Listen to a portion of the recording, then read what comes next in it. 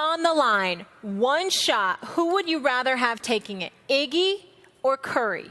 Of everyone on Golden State, open shot, fate of the universe on the line, or the Martians have the death beam pointed at Earth, you better hit it. I want Jake Heaps. Yeah, jump out. This shit way too.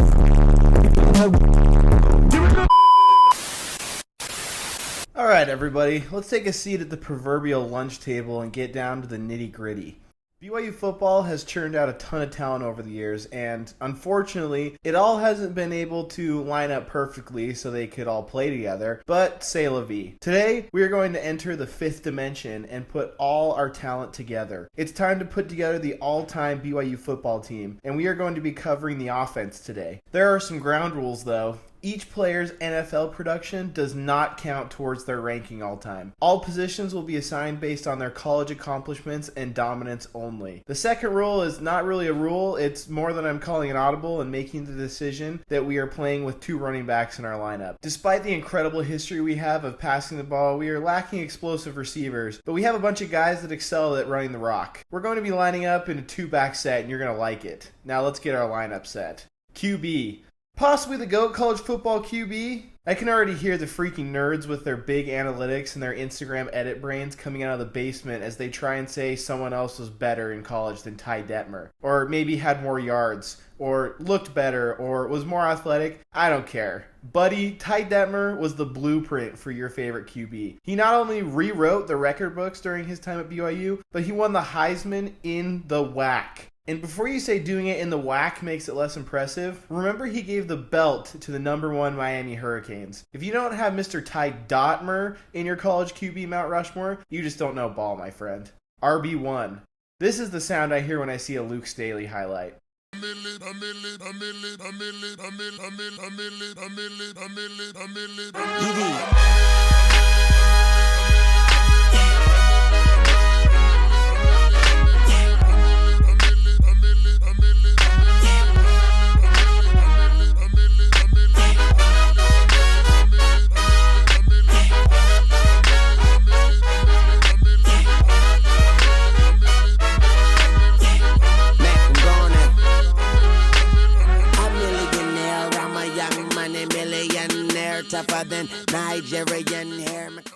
They should have called this guy Midas, the way he turned a touch into a touchdown. My goodness, was he one of the nicest white boys to run the rock. Despite his injury history, he managed a Doak Walker winning season behind 24 touchdowns as a junior. You heard that right. 24 touchdowns. That is absolutely disgusting. Put this guy in the backfield with the Heisman Trophy winner handing it off to him? Yeah, I might need to sit down. I'm getting dizzy just thinking about it. RB2.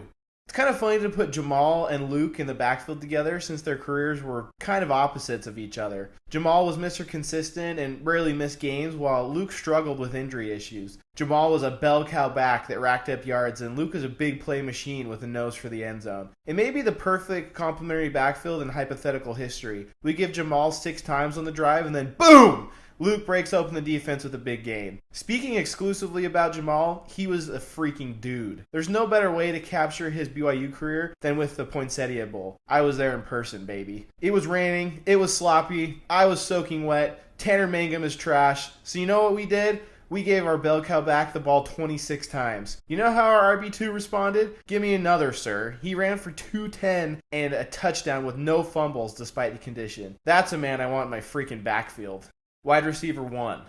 At wide receiver 1, I'm going with the big concussion, Mr. BYCTE, the one, the only, Austin Collie. This man was the blueprint for kids in the Utah County area trying to catch the football. Austin Collie was elite. Not only was he possibly the best wide receiver in football in 2008, racking up 1,500 yards and 15 touchdowns, he was slated to be the backup QB behind Max Hall and was returning kicks. This guy was ridiculous. He finished his college career on a streak of 11 straight games with more than 100 yards receiving. If it wasn't for Peyton Manning trying to kill him, he probably would have been one of the greatest NFL slot guys. Peyton forgets that not everyone has a big-ass forehead like him to absorb all those hits.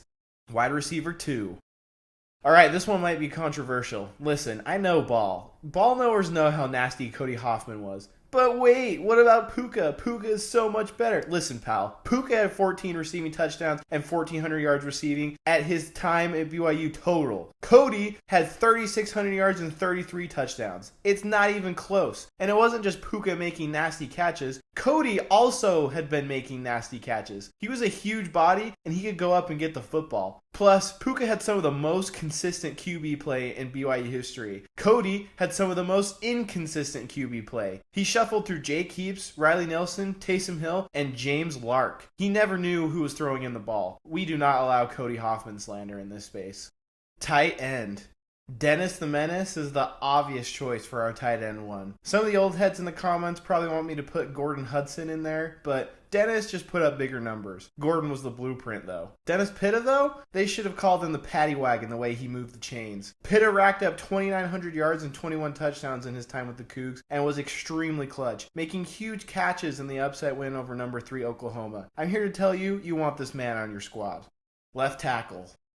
I'm going to caveat these picks for our linemen that I don't watch a ton of lineman tapes, so most of these picks are going to be made based off of awards they won during their time. Any linemen out there, feel free to let me know if I don't know ball. I love you big fellas. Alright, let's knock these out. Tate was an absolute unit. Listed at 6'7", 305 pounds. He earned all WAC honors and was an All-American during his time with the Cougs. I'm pretty much purely picking him because he is monster sized. We're going to see if we can get the big fella running downhill on some screens or some tackle pulls.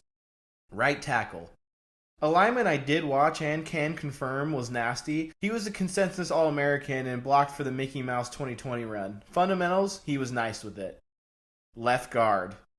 There might have never been a better one-year jump in production for a football player ever. Imagine being born in Nigeria, getting Canadian citizenship, not playing any football in high school, go to Snow College to play football, and then join the Cougars and win the Outland Trophy. We want this man covering Ty's blindside.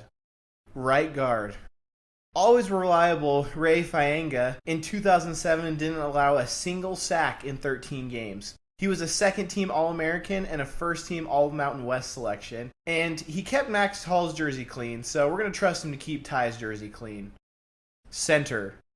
Finally, manning the center of our unit will have the great Trevor Maddich. Known by modern fans for his TV appearances, he was the anchor of the national championship winning team. Dude was the definition of stability, snapping the ball to 4 All-American QBs in his time, such as Mark Wilson, Steve Young, Robbie Bosco, and Jim McMahon. He only lost 3 games during his college career, and he was all WAC twice. We're putting him at center. As it stands, the Cougars are going to be lining up against any hypothetical defense with a Heisman Trophy winner, a Doak Walker Award winner, an Outland Trophy winner, a John Brown winner, and 9 All-American selections. Not going to say we're going to beat the likes of an all-time Alabama or an all-time LSU team, but I would put us up against some of the best of the best. It goes without saying we would have the professor of the past, Lavelle Edwards, at the helm of this unit, and I guarantee he would out-scheme any defense that lined up against us. Next time some SEC idiot pulls up to the cookout trying to go bar for bar in all-time matchups, just ask them what they know about a Ty Detmer play-action fake to Luke Staley, only to take the top off with a bomb to Austin Collie. They won't be so confident after they hear that mismatch.